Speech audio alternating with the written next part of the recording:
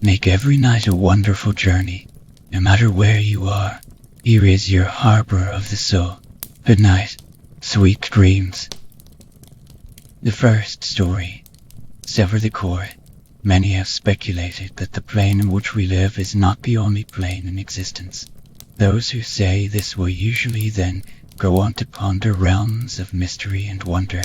The truth is, there is a second plane, but it is not filled with the euphoric images that most people conjure up. However, it is not filled with horrors either.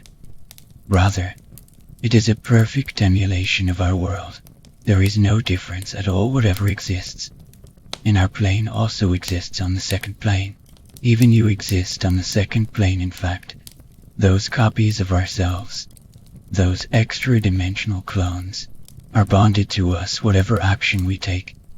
They take, and vice versa. That means that, in the other plane, that other you is reading this right now. In this second plane, there is only one difference.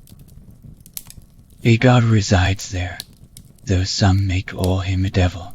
Watching over the mirrors of those in our realm, this god has no mirror. He resides only in the second plane. Our copies cannot see him, either, for unknown reasons, but he can see them. He knows what they are doing. Therefore, he knows what you are doing. There is only one way to escape this constant watching, but it could come at a terrible price. Stand before a mirror, you see your reflection. That is your copy looking straight in the eye. And will with all of your might that what you see before you is not you, rather. It is a perfect emulation of you. As soon as you have made this mental breakthrough, turn off the lights, wait a while. About 2 minutes should do then. Turn them back on. Your reflection will be gone. You have just severed the bond between you and your copy. You can no longer see him, but he exists now. However, you will be free to do as you please, without your copy mirroring it. And without the god knowing what you are doing, you could murder 1,000 people, and walk without fear of retribution. However, it is not recommended that you do this, as you sever the bond. The same decay that affected the bond will eat slowly up the remnants of one side of the cord, as it reaches whichever you was on that particular side. It will begin to eat away at its soul. Whichever version of you is affected will become sicker, paler. It will stink of death. Its movements will become stiff as it nears the final stages of this illness. It will become merely a shadow of itself. It becomes a ghost cursed to forever roam whatever existence it resides in. A shattered soul and lost cause. However, if it is not you that is affected by this illness, but your copy, you will walk free. You will walk without judgment. You will be a god among men. But be careful, for if that disease eats up your side of the cord, you will fall prey to its effects. Trust me. I know. The second story. Creepy pasta with a side of sauce.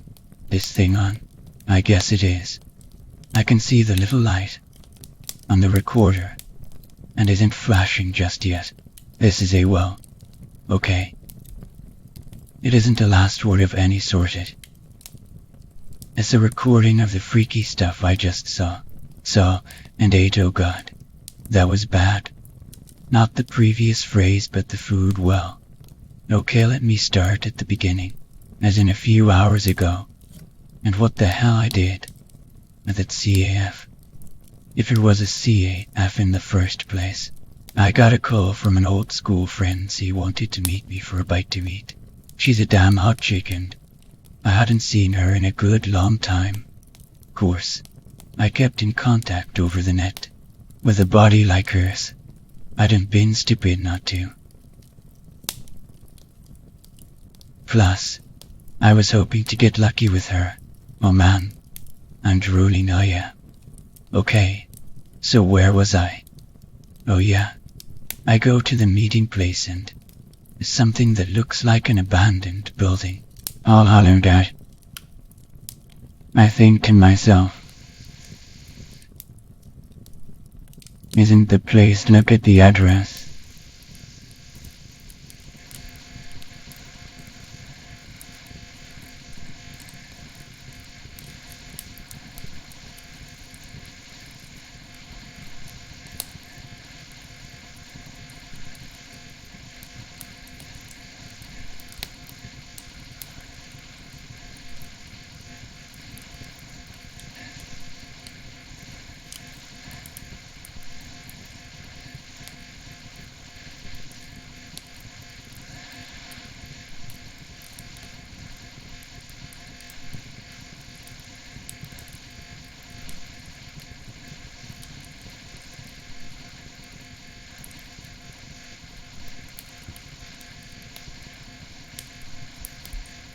It's inced with the numbers on the building. Funny thing is, this is a building in the middle of a busy city, abandoned, but people were walking outside asking me what I was doing here and who was I meeting. Of course, I told them to fuck off. It's my own business to be hanging around out here. Damn. If I only knew then, but damn, I wouldn't have run. She was stunning, came towards me, and I knew then that I would be having fun soon. Of course, well, I shouldn't say took my hand with hers and said that it was great to see me in the flesh again. I asked what we were doing here and why everyone avoided it. She avoided the question by kissing me, and I can't really remember what happened after that except that we were in the building. Man, inside it wasn't abandoned, but it was a bustling business. God, did I just say that? Bustling Christ. Who says that word now? I'll have a look in the dictionary when I get home. Internet. I meant internet, God. What is wrong with my speech now? Oh well, it was a busy CF. She directed me to a table and we sat down. Small talk, we were gazing into each other's eyes. God. That sounds so fucking cliché. But for two people who hadn't seen each other in a good long while. Okay, going off track here, and I don't know what the hell is going on with me. Menu was pretty normal. All pasta. Nothing but pasta, yeah. Drinks were and there were hamburgers. But different, never seen a cheeseburger pasta before. She knew the place and she ordered for me. Didn't catch the name of the dish while it came. We talked, she told me how she always had a huge crush on me and never said anything. I was stunned, but my tongue loosened, and Mike confessed the same. We got closer and God, I was about to kiss her again when the food came. I must have looked annoyed under the table too. Okay, losing thought here, gotta focus. Pasta was good, slightly tasted of iron, but I brushed that off as a figment of my imagination. The meat was tender and slightly tasted of chicken. Then again, what meat out there doesn't taste like chicken in some way? Something nagged at me, and I looked up to see everyone in the joint was staring at me. Julia, the chick I was with, was smiling sweetly at me, but there was something in their eyes. I don't know what it was. Something dead, I guess, is the best word. That was freaky. And then I had another glance at the pasta. God, I wish I hadn't. I can't even describe what was in the bowl. Maggots, leeches, centipedes, spiders all crawling around fettuccine, and lashings of chunky tomato sauce. And then something made me look closer at the sauce. Looked normal enough and tasted great. Strange chunks of meat, though what I thought was chicken or beef, so I had established three things. 1. The pasta was really a bug-laden Frankenstein monstrosity. 2. It tasted really great. Needed a bit less salt though. And 3. Everyone was giving me dead eyes. Right. Of course, I could have retched and run out of the place. But where was I going to go? I've got nothing out there, no job, no cash, and stuck in a cardboard box in Hyde Park. Not literally, though no family either. And the insects gave the pasta body and texture. I stayed in my seat and ate the rest while the patrons burst into spontaneous applause. Now that was creepy, Oh, nothing much. I'm just dictating what happened. Really? No. This recorder doesn't have a multi-decantation mic yet. Only my voice, so... We opening up shop? Oh gosh. I know, dear. We have to keep more people coming to us, yes. I know we will come into us, yes, soon. So John wants more funnel web-s in the sauce. I'll see what I can do, yes, I love you too. Jules, yes. Will be perfect for our needs.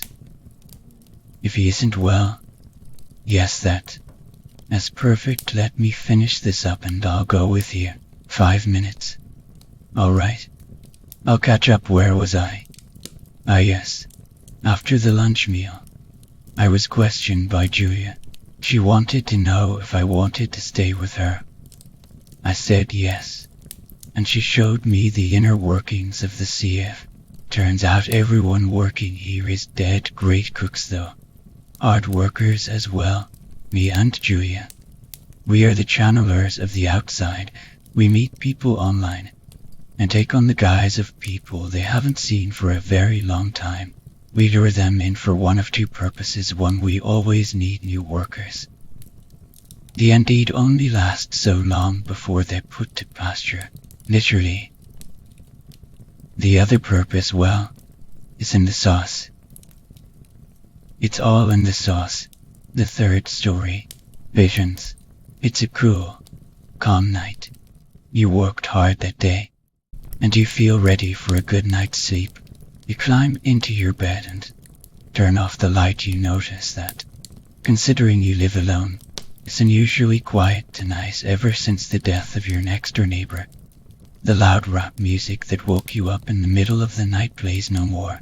The police were quite reliable in these parts, but you can't help but feel a little disturbed that, for all the blood that was spilled and mess that was caused, the investigator still don't seem to have a lead. You tell yourself not to worry. The community is on their toes. No sensible killer would go sneaking around this town. You lay down and close your eyes as you drift off into sleep. A clear view of the front of your house floats into your vision. Lights off except for the television in the downstairs window that you must have forgotten to turn off. You sit up. What kind of dream was that?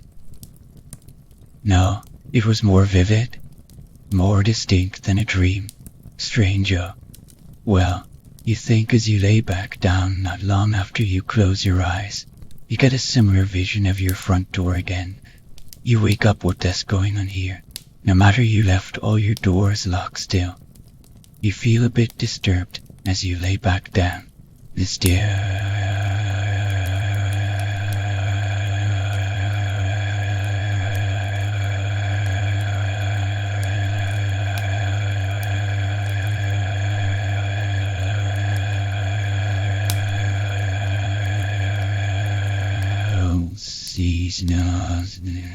See moving slowly up the stairs. You try to remain asleep, but abruptly sit up when you hear the wooden steps creak outside your door. Paranoia gets the better of you, and you pull a small pistol out of your nightstand. You kept around for self-defense. Holding it doesn't seem to give you as much comfort as you thought it would as the steps continue to creak slowly, as whatever it is slowly ascends to the hallway. You get up and poise the gun at the door. The creaking stops. A few minutes pass, and you decide that you really have gone crazy with paranoia now, that you realize it was only your imagination. You tell yourself to go to bed and have it checked tomorrow. But what were those visions? A dream? A spiritual warning? Your own mind playing tricks on you. These thoughts pester you as you slowly close your eyes, still standing in the middle of the bedroom, facing the door.